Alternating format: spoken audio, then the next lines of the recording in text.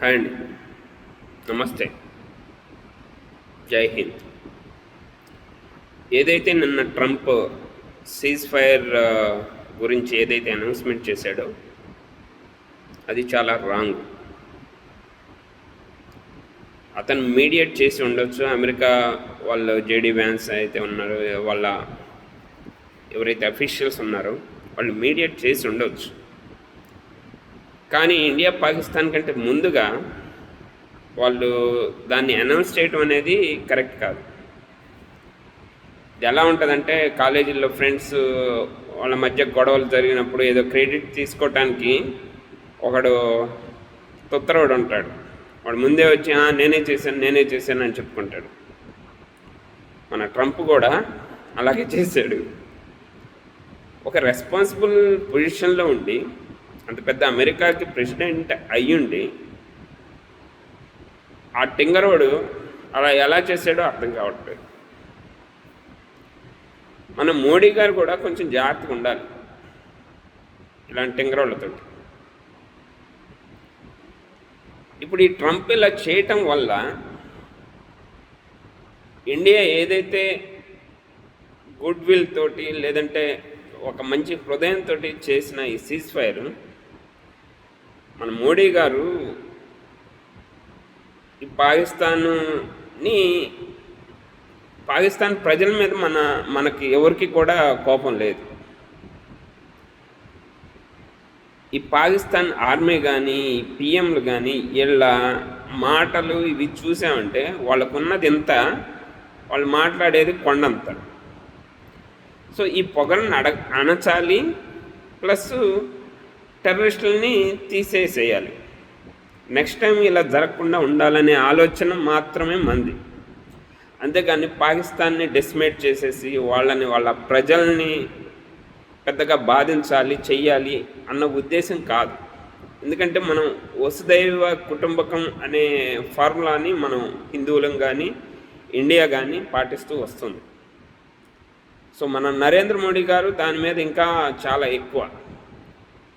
So ఈ ఉద్దేశంతో మనం సీజ్ ఫైర్ని అగ్రీ చేస్తే, ఈ ట్రంప్ అనేవాడు ఉన్నాడు, ఆ క్రెడిట్ తీసుకోవటానికి కొంగల వచ్చేసి తీసేసుకున్నాడు.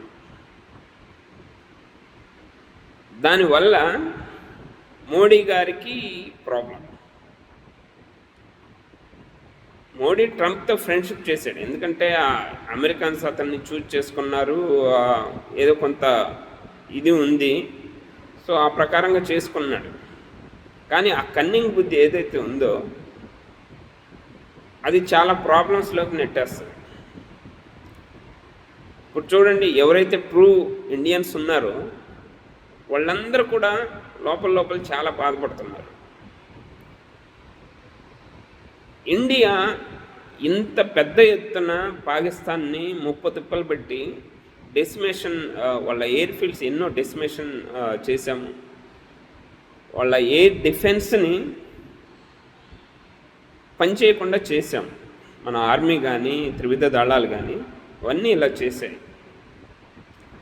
చేసేసి అప్పర్ హ్యాండ్లో ఉన్న పొజిషన్లో హఠాత్తుగా ఈ సీజ్ ఫైర్ అంటే, అది cease fire Indian PM Pakistan వాళ్ళు రిక్వెస్ట్ చేశారు, దానికి మనం ఒప్పుకొని సీజ్ ఫైర్ చేసామని మన వైపు నుంచి వచ్చి ఉంటే బాగుండేది. ఫస్ట్ అది ట్రంప్ చేసి నేను చెప్పి చేశాను, నా మాట విన్నారు అని అంటే ప్రైడ్గా ఫీల్ అయ్యే ఏ ఇండియన్ కూడా దాన్ని తీసుకోలేదు. సో అదే జరుగుతుంది ఇప్పుడు ట్విట్టర్లో కానీ వేరే సోషల్ మీడియాలో కానీ ఎవరైతే బాధపడుతున్నారో. ఎందుకంటే మన మోడీ గురించి మనకు తెలుసు, ఎవరి మాట విండు, అలాగే వెనక్కి తగ్గేది ఉండదు. కానీ ఆయన మంచి మనసుతో చేసిన దాన్ని ఈ ట్రంప్ మొత్తాన్ని తీసేసేది. దీనివల్ల మోడీ రెప్యుటేషన్ చాలా ఖరాబ్ అయింది. దీన్ని మళ్ళీ ఆయన తిరిగి తీసుకోవాలంటే మళ్ళీ వార్ని ఎలాగోలా స్టార్ట్ చేయటం, లేదంటే ఇంకోసారికి వెయిట్ చేయటం. సో ఇది చాలా చాలా పెద్ద దెబ్బ.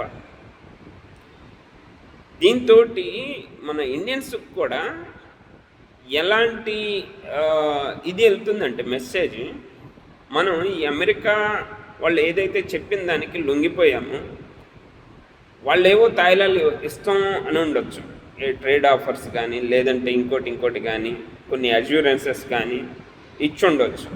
ఏది పాకిస్తాన్ న్యూక్లియర్ దాడి చేయకుండా అజ్యూరెన్సెస్, లేదంటే ఫ్యూచర్లో పాకిస్తాన్ నుంచి టెర్రరిస్ట్ దాడి జరగకుండా చూసుకుంటామను, ఇవన్నీ లోపల ఏవో జరిగి ఉండొచ్చు. కానీ అదేదో ప్రాపర్ వేలో బయటికి రావాలి తప్పితే, ఈ ట్రంప్ హఠాత్తుగా నేను సీజ్ ఫైర్ చేయించాను, అమెరికా చేసింది, ఈడెవడండి మధ్యలో మీడియేషన్ చేసినట్టు సౌదీ వాళ్ళు చేసినట్టు మెల్లకుండా ఉండాలి బ్యాక్. నేనే చేశాను, నేనే పోటుగండి అంటే ఇక్కడ ఎవడు దాన్ని ఒప్పుకునేది ఎవడు? ఒక హై స్థాయి పొజిషన్లో ఉన్నప్పుడు బుద్ధి ఉండాలి, ఇలాంటి పనులు చేయకూడదు, మనం బ్యాక్లో ఉండాలి. ఇది సరైన మధ్యవర్తిత్వం కాదు. ఒక తెలిసినోడు, ఒక మధ్యవర్తి కానీ ఒక పెద్దోడు ఇద్దరు గొడవ పడుతున్నప్పుడు పెద్ద తరహాలో ఉన్న వ్యక్తి వచ్చి మధ్యవర్తిత్వం చేసి వాళ్ళు డీల్ చేసుకునేటట్టు చేస్తే అది నిలుస్తుంది. అలా కాకుండా నేనే చేశానని గొప్పలకు పోయి 10 మందికి చెప్పుకున్నాడంటే వీడి పెద్దరికం ఫస్ట్ పోయిద్ది, తర్వాత వీళ్ళిద్దరికి వీడి మీద ఉన్న రెస్పెక్ట్ పోయిద్ది. ఈ టెంగరోళ్ళే వీడి మాట ఇంకోసారి వినకూడదు అని డిసైడ్ అవుతారు. సో ట్రంప్ ఇలాంటివి చాలా చేసి ఉంటాడు. ఇదివరకు ట్రంప్కి సపోర్ట్ చేశాం, కానీ ట్రంప్ కంటే దరిద్రులు వేరే వాళ్ళు, అందుకని ట్రంప్ను సపోర్ట్ చేయాల్సి వచ్చింది. అది చేసిన ఆ ట్రంప్కు చెప్పేవాడు ఇప్పుడు ఎవడు లేడు యుఎస్లో కానీ, అందుకని దరిద్రంగా తయారైంది ఈ ట్రేడ్ వారు ఇవన్నీ చెప్పి. సో ట్రంప్ తోటి ఫ్రెండ్షిప్ చేస్తున్న మోడీని కూడా లాగేస్తున్నాడు కిందికి. సో నాకు మోడీ కానీ ఇండియన్ గవర్నమెంట్కి కానీ రిక్వెస్ట్ ఏంటంటే, ఇదేదైతే చెత్త ఈ ట్రంప్ క్రియేట్ చేశాడో, ఈ సీజ్ ఫైర్ అని చెప్పేసి ఇవన్నీ చెప్పి, తర్వాత వాడు పాకిస్తాన్ పిఎం మేము మా ఫ్రెండ్స్ ఇలా సపోర్ట్ చేశారు సీజ్ ఫైర్కి, అది ఇది అని ఏదో ప్రగల్భాలు పలుకుతున్నాడు. మా శక్తి అంటే తెలిసి వచ్చింది వరల్డ్కి, అవన్నీ డంబాలు. వీటి వల్ల అంతేకాకుండా ఇండియన్ గవర్నమెంట్ ఇంకోటి ఏంటంటే, ఈ యూరోపియన్ కానీ వీటి కానీ మీడియాలో వచ్చే వార్తల్ని ఖండించడం కానీ ఆ మీడియా మేనేజ్మెంటు సరిగ్గా లేదు.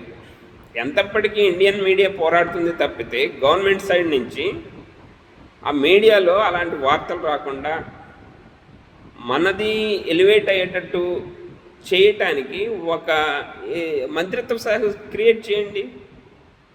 డబ్బులు లేవా, లేదంటే మన చెప్పేవాళ్ళు లేరా? మన జయశంకర్ గారు లాంటి వాళ్ళని 2-3 పెడితే ఆ మీడియా మేనేజ్మెంట్ ఏం ప్రాబ్లం వస్తుంది?